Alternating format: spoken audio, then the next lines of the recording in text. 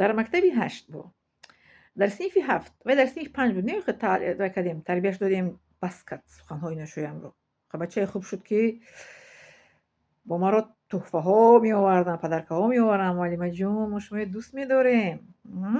تعلیم و تربیه گفتن. تعلیم از تربیه هیچ جدا نشده است. جدا که شد برام خیلی ناخوشی میشه. بعد به سر معلم استاد بعد شپلا می بردن. در صنف 7 شاگردان بازی کرده ایستادن. میدوان. من دستایم پیش برام خیلی گرفتم ایستادم. گفتم دوید تازه گفتم تازه بازی کنید. درس نخونید. من خیلی نگاه کرده ایستادم. من گفتم که مکتبی 8 شاگردانی دشوار تربیت از دیگر مکتبا می آوردن. بعد نیمه معلم ما درس میخونیم. خب شنیده باشم سلام علیکم کنیم. درس رو آغاز کنیم. بعد همشون نشستن. درس رو آغاز کردم.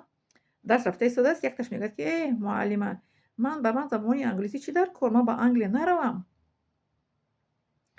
من گفتم شاگرد محترم شما با انگلی میروید نمیروید، لیکن 45 دقیقه موافق قانونی وزارت معارف و قانونی مکتب من باید با شما درس دهم و شما باید من رو گوش کنید. این یکم.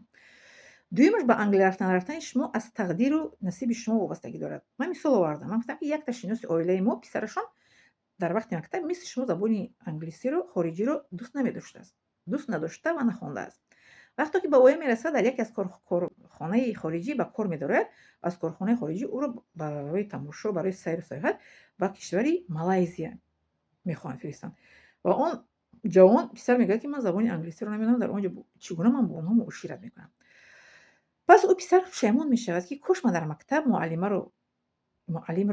رو گوش میکردم، زبان خارجی رو اسکول میکردم، من این روز به کورس نمیرفتم. پس اون پسر به کورس رفته، پول داده، زبان خارجی رو اسکول کرده، پس به مالایزیا سفر کرد. حال اون که شما به پول مثلا که سوم شما اومده 45 دقیقه می‌نشینید و شما تعلیم میدین زبان خارجی رو یاد گرفت، خوب نیست که از اون که پس پشیمون شوید و برفته با پول خونید و بعد به خارج روید. شاید شما میکنه در جای به کار دعوت کنن شما رو چی میگن رخصتی تیان به کشوری خارجی برای استراحت کردن فرستن. زبان خارجی هیچ گونه شما ضرر ندارد. پس پسر گفت که معلم من شما فهمیدم بخشش من به درس‌های شما دایم با دقت می‌آیم و دقت می‌تیم و دقت رو پیش می‌کنم تا اینکه زبان خارجی رو اسکول کنم. برای این در صنف 7 این گونه شد. برای صنف 5 بود گفتم که هم خیلی تشنه‌های بیجا کردن لیکن اصلاح شدن. ما اصلاح کننده ایم. ما استادان اصلاح کننده، ما برپا کننده، ما تعلیم دهنده، ما تربیه کننده، ما تأسیس دهنده، ما چی میگن تنظیم دهنده، ما آینده نسل نورست رو در دست ما استادان است. وقتی که شاگردان رو که تربیه و تعلیم که درست که ندادیم در جوش میسته که من یه اصلاح کردم که مثلا این شاگرد حرف رو گفتم، گفت که معلم خوب شده است، من شما فهمیدم اصلاح شد، درس زبان خارجی رو نخوند، با باهای خوب و اعلا مکتب رو آخری سال خانیش رو با اتمام رسانید. او پسر صنف 5 هم اینجوری اومده بخشش پرسید و تحفه ها در وقتی چی میگن یکون جمعیت ها میشد به من تحفه ها پدر مادرش آورده میدادن. بله برای این ما رو همچون استاد احترام کنید. من معلمه میباشم، من رو در همین شبکه‌های اجتماعی همچون معلمه با من رفتار کنید، همچون استاد ما رو احترام کنید.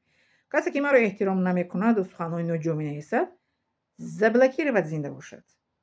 زبلکی رو میکنم نوشته نمیتواند. تماشا معقول نیست، نکنید تماشا. سخنهای من پر از پند و نصیحت است. سخنهای من پر از سخنهای فایده آور است. من بغیر از سخنهای فایده‌ناک و سخنهای منفعت بخش با شما چیزی دیگر نمیگویم. خب بازی با ویدیوی ما دوام دارد. با دقت تماشا کنید ویدیوهای ما رو تا آخرش میفهمید که من چگونه در مکتب کار و فعالیت کردم در وطنی عزیز و مهربانم تاجیکستانی گل شکوفانم.